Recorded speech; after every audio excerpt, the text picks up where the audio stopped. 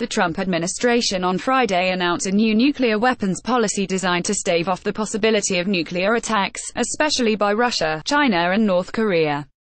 A 74-page nuclear posture review released by the Pentagon calls for a more aggressive stance so that any nuclear attack, even a small one against the US or its allies, would have dire consequences. In part, the report says that any North Korean nuclear attack would end North Korea's regime. Nuclear posture reviews are typically done at the start of any new presidential administration.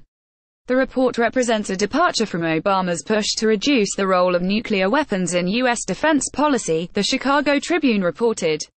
Like Obama, Trump would consider using nuclear weapons only in extreme circumstances, while maintaining a degree of ambiguity about what that means.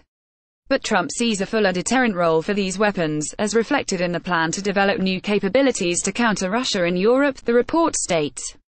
Deputy Energy Secretary Dan Brouillette explained the strategy at a Pentagon news conference.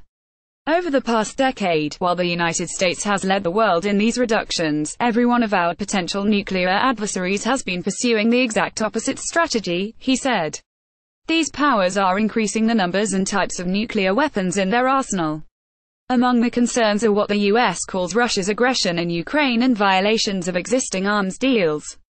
Administration officials briefed Russian and Chinese officials Friday, prior to the report's release, the Chicago Tribune reported. Their plans for new weapons plans call for modifications to a small but undisclosed number of existing long-range ballistic missiles carried by Trident strategic submarines, according to published reports. Under the plan, the submarines will be fitted with smaller-yield nuclear warheads. John Rood, the Undersecretary of Defense for Policy, did not provide cost estimates or a specific timeline for the implementation of the plan, the Chicago Tribune reported. Rood added that the project is expected to be partially included in a 2019 budget being submitted to Congress later this month. A longer-term plan calls for developing a nuclear-armed, sea-launched cruise missile that re-establishes a weapon that existed during the Cold War but was retired in 2011 by the Obama administration, according to the Chicago Tribune.